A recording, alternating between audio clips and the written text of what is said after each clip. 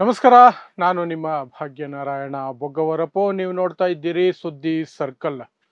ಈ ಮನುವಾದಿಗಳಿಗೆ, ಬಿಜೆಪಿಯವರಿಗೆ ಈ ದೇಶದ ಕಾನೂನು ಅಂದರೆ ಯಾವ ಲೆಕ್ಕನೂ ಇರಲ್ಲ. ಅದು RSS ಇಂದ ಬಂದಿರುವಂತಹ ಕುಸಂಸ್ಕೃತಿ ಅದು. ಯಾಕೆಂದ್ರೆ RSS ಬಗ್ಗೆ ನಿಮಗೆ ಗೊತ್ತೇ ಇದೆ. ಈ ದೇಶದ ಕಾನೂನಿನ ಅಡಿಯಲ್ಲಿ ನೋಂದಣಿ ಮಾಡಿಸಿಕೊಳ್ಳಬೇಕು ಅನ್ನೋದಕ್ಕೂ ಸಹ ಅದಕ್ಕೆ ಸಮ್ಮತಿ ಇಲ್ಲ. ಅದಕ್ಕೂ ದುರಹಂಕಾರದ ಮಾತುಗಳನ್ನು ಆಡ್ಕೊಂಡಿರ್ತಾರೆ.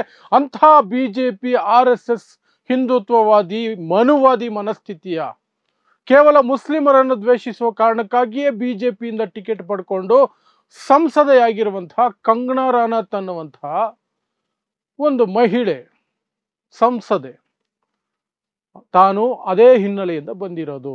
ನಾವು ಮನುವಾದಿಗಳು, ಈ ದೇಶದ ಕಾನೂನಿಗೆ ಬೆಲೆ ಕೊಡಲ್ಲ ಅಂತ ತೋರ್ಸೋಕೆ ಹೋದ್ರು. ಆದರೆ ಕೋರ್ಟು ಅದಕ್ಕೆ ಸರಿಯಾದಂತಹ ಒಂದು ಪ್ರಕರಣವನ್ನ ಶುರು ಮಾಡಿದೆ. ಸೊ ಏನಾಯ್ತು, ಕಂಗನಾ ರಾಣಾತ್ ಮೇಲೆ ಈಗ ಆಗ್ರಾದಲ್ಲಿರುವಂತಹ MP MLA ಸ್ಪೆಷಲ್ ಕೋರ್ಟ್ ದೇಶದ್ರೋಹದ ಅಡಿಯಲ್ಲಿ ಪ್ರಕರಣ ದಾಖಲಿಸಿ ವಿಚಾರಣೆಯನ್ನು ಕೈಗೆತ್ತಿಕೊಳ್ತಾ ಇದೆ. ದೇಶದ್ರೋಹದ ಅಡಿಯಲ್ಲಿ. ಸೊ ಯಾವುದು ಪ್ರಕರಣ, ಏನು ಇದು ಅಂತ ವಿವರಣೆಯನ್ನು ಕೊಡ್ತೀನಿ. ಸೊ ನಿಮಗೆ ಗೊತ್ತಿರೋ ಹಾಗೆ ಈ ಕಂಗನಾ ರಾಣಾತ್ ಅನ್ನುವಂತಹ ಮಹಿಳೆ ಮುಸ್ಲಿಮರ ವಿರುದ್ಧ ದ್ವೇಷಕಾರದನ್ನೇ ತನ್ನ ಹೊಟ್ಟೆಪಾಡಿಗಾಗಿ ಮಾಡಿಕೊಂಡಂತಹ ವೃತ್ತಿ ಅದು.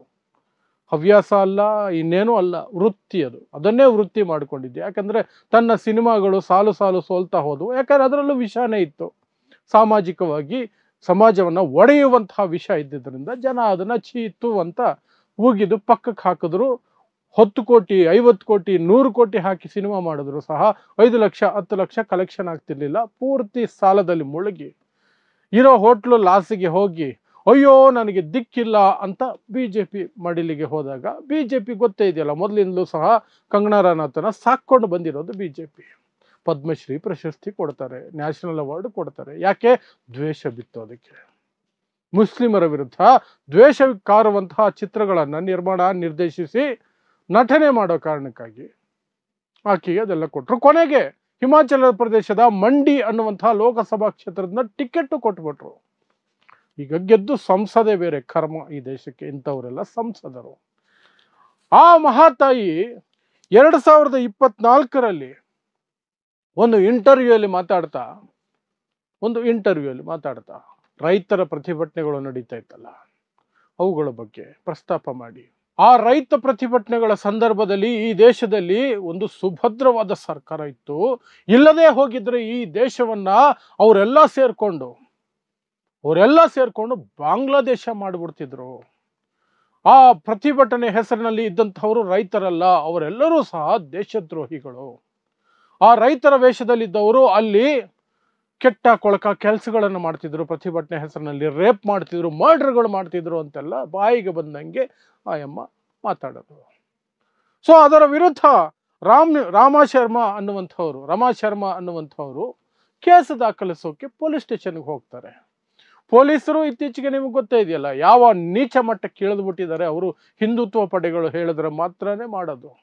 ಹಿಂದುತ್ವದ ವಿರುದ್ಧ ಈ ಬಿಜೆಪಿ RSS ಇನ್ಯಾವ್ಯಾವುದು ಪುಡಿ ರೌಡಿಗಳೆಲ್ಲ ಇದಾರಲ್ಲ, ಧರ್ಮದ ಹೆಸರಿನಲ್ಲಿ ಕಟ್ಕೊಂಡಿರೋಂಥ ಗುಂಪುಗಳು, ಅವರ ವಿರುದ್ಧ ದೂರು ಕೊಡೋಕೆ ಹೋದ್ರೆ ತಗೊಳ್ಳಲ್ಲ. ಈಕೆ ವಿರುದ್ಧನೂ ತಗೊಳ್ಳಿಲ್ಲ. ಸೊ ಅವರು ಕೋರ್ಟ್ಗೆ ಹೋದರು. ಕೋರ್ಟ್ಗೆ ಹೋದಾಗ ಅಲ್ಲಿ ಒಂದು FIR ಆಗಬೇಕು ಅಂತ ಆಯ್ತು. ಅದರ ವಿರುದ್ಧ ಈ ಅಮ್ಮ ಲೋವರ್ ಕೋರ್ಟಿಂದ ಹಿಡಿದು ಹೈಕೋರ್ಟಿಂದ ಹಿಡಿದು ಸುಪ್ರೀಂ ಕೋರ್ಟ್ವರೆಗೆ ಹೋದ್ರು. Nothing doing. ಆಗಲಿಲ್ಲ, ಏನೂ ಆಗಲಿಲ್ಲ. ಎಲ್ಲ ಕಡೆನೂ ಇಲ್ಲ ಕೇಸ್ ಆಗಬೇಕು ಅಂತಾನೆ ಬಂತು.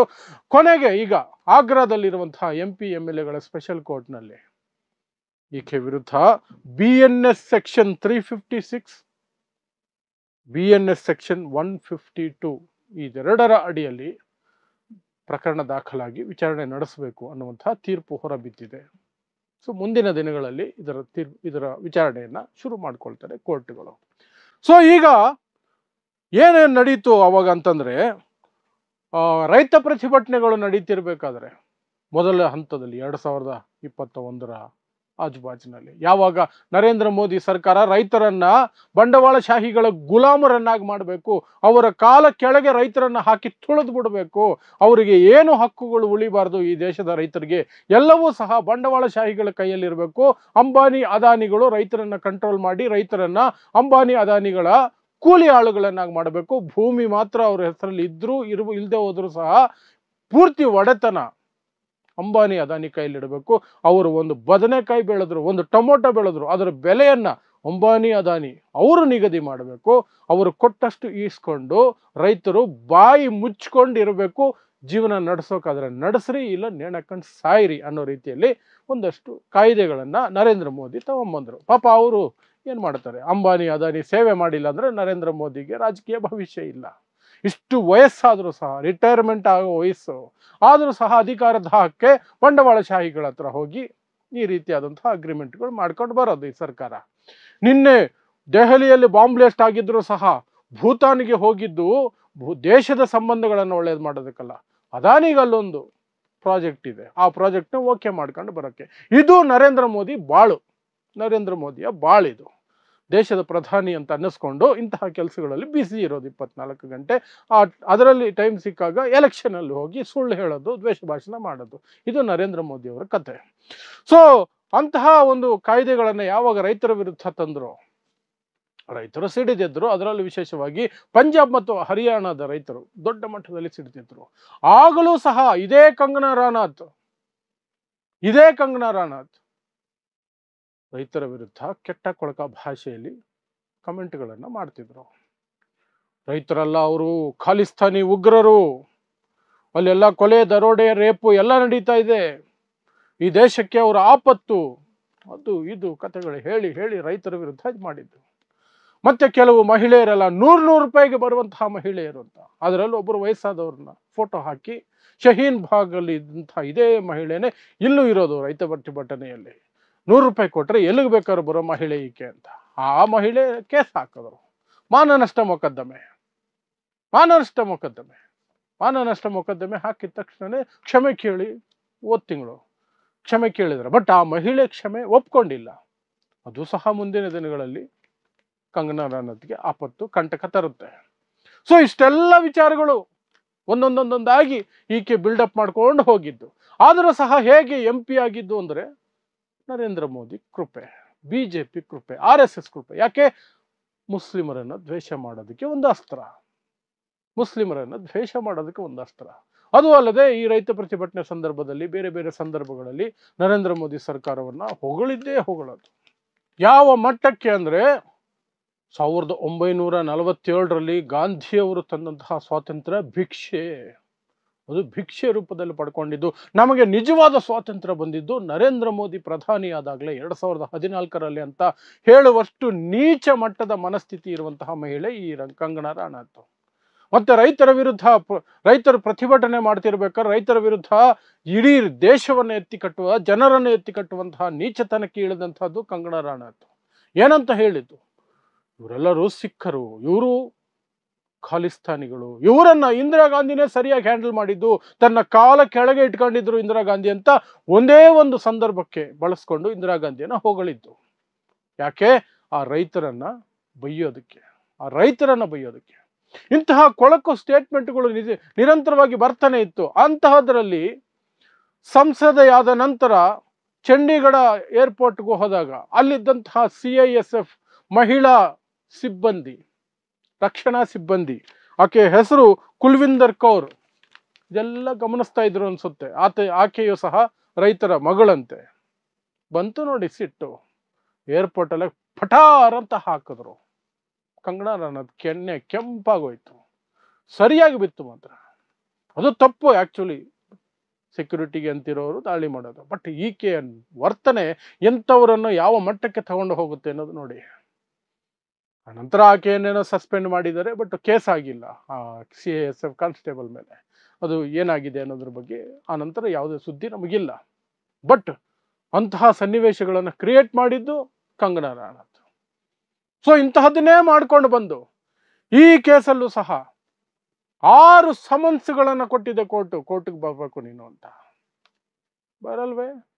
ನಾವು RSS, ನಾವು BJP, ನಾವು ಈ ದೇಶದ ಈ ಮಣ್ಣಿನ ಕಾನೂನಿಗೆ ಬೆಲೆ ಕೊಡಲ್ಲ, 60 ಸಮನ್ಸ್ ಕೊಟ್ಟರು ಬರಲ್ಲ ಅನ್ನೋ ರೀತಿ ವರ್ತಿಸಿದ್ದಕ್ಕೆ ಈಗ ಕೋರ್ಟ್ ಹೇಳಿದೆ ಹಾಕ್ರಿ ಕೇಸು, ದೇಶದ್ರೋಹದ ಕೇಸೆ ಹಾಕ್ರಿ, ಎದುರಿಸ್ಲಿ ವಿಚಾರಣೆಯನ್ನ. ದೇಶವನ್ನ ಒಬ್ಬರು ದೇಶದ ವಿರುದ್ಧ ಸಾವರ್ನಿಟಿ ಆಫ್ ದಿ ಕಂಟ್ರಿ ಅದನ್ನೇ ಚಾಲೆಂಜ್ ಮಾಡಿರೋದು ಈಕೆ ಹೇಳಿಕೆಗಳ ಮೂಲಕ. ಈ ದೇಶ ಬಾಂಗ್ಲಾದೇಶ ಮಾಡಕ್ ಹೊಟ್ಟಿದ್ರು, ಈ ರೈತರೆಲ್ಲ ಉಗ್ರವಾದಿಗಳು ಖಾಲಿಸ್ತಾನಿಗಳು ಅಂತ ಹೇಳುವಂಥದ್ದೆಲ್ಲ ದೇಶದ್ರೋಹದ ಅಡಿಯಲ್ಲಿ ಬರುತ್ತೆ ಅಂತ ಹಾಕಿದ್ದಾರೆ. BNS 356, BNS 152. BNS 356 ಒಂದು ರೀತಿ ಅಪಮಾನಿಸೋದು ಜನರನ್ನ, BNS 152 ಸೆಡಿಷನ್, ದೇಶದ ವಿರುದ್ಧ ದೇಶದ್ರೋಹದ ಹೇಳಿಕೆಗಳನ್ನು ಕೊಡೋದು ಅಥವಾ ಕೃತ್ಯಗಳನ್ನು ಮಾಡೋದು. ಆ ಸೆಕ್ಷನ್ಗಳ ಅಡಿಯಲ್ಲಿ ಈಗ ವಿಚಾರಣೆಯನ್ನು ಎದುರಿಸಬೇಕು. ಸೊ ಇದಿಷ್ಟು ಕಂಗನಾ ರನೌತ್ ಕುರಿತಾಗಿ ಇವತ್ತು ನಡೆದಿರುವಂತಹ ಫ್ರೆಶ್ ಬೆಳವಣಿಗೆ. ಇನ್ನು ಕೆಲವೇ ದಿನಗಳಲ್ಲಿ, ಇನ್ನೊಂದು ವಾರದಲ್ಲಿ ವಿಚಾರಣೆ ಆರಂಭ ಆಗತ್ತೆ. ಒಂದು ಕಡೆ ಮಾನನಷ್ಟ ಮೊಕದ್ದಮೆ, ಆ ಮಹಿಳೆ ಅವರು ಸುಮಾರು 100 ವರ್ಷ ಆಗ್ತಿದೆ, ಅವರನ್ನು 100 ರೂಪಾಯಿಗೆ ಬರೋ ಹೆಂಗಸು ಅಂತ ಕರೆದಂತಹ ನೀಚತನಕ್ಕೆ ಮಾನನಷ್ಟ ಮೊಕದ್ದಮೆ. ಅವರು ಕ್ಷಮಿಸಿಲ್ಲ ಅಂದ್ರೆ ಈ ಅಮ್ಮ ಕ್ಷಮೆ ಕೇಳಿದ್ದಾಯ್ತು, ಅಡ್ಡಬಿದ್ದಿದ್ದಾಯ್ತು, ಸಾವರ್ಕರ್ ಮಗಳಲ್ವಾ, ಕೇಳದೆ ಇವ್ರದ್ದೆಲ್ಲ ಈ ಬಾಳೆ ಇಷ್ಟೇ, ಅವ್ರದ್ದು ಕ್ಷಮೆ ಕೇಳಿದ್ದಾಯ್ತು, ಬಟ್ ಅವರು ಒಪ್ಕೊಂಡಿಲ್ಲ. ಆ ವೃದ್ಧ ರೈತ ಮಹಿಳೆ ಒಪ್ಕೊಂಡಿಲ್ಲ ಕ್ಷಮೆನ. ಅವರು ಒಪ್ಕೊಂಡಿಲ್ಲ ಅಂದ್ರೆ ಅದಕ್ಕೂ ಒಂದಾಗತ್ತೆ. ಇಂಥ ಹೇಳಿಕೆಗಳನ್ನು ಕೊಟ್ಟಂಥದ್ದಕ್ಕೂ ಸಹ ಈಗ ವಿಚಾರಣೆ ನಡೆದು ಇದಕ್ಕೂ ಒಂದು ಶಿಕ್ಷೆ ಆಗೋ ಸಾಧ್ಯತೆಗಳು ಇದ್ದಾವೆ. ಇಷ್ಟು ಇವತ್ತಿನ ಸುದ್ದಿ. ಸೊ ಇಂತಹದ್ದೇ ವಿಶೇಷ ಸುದ್ದಿಗಳಿಗಾಗಿ ನೋಡ್ತಾ ಇರಿ ಸುದ್ದಿ ಸರ್ಕಲ್. ನಾನು ನಿಮ್ಮ ಭಾಗ್ಯನಾರಾಯಣ ಬೊಗವರಪೋ.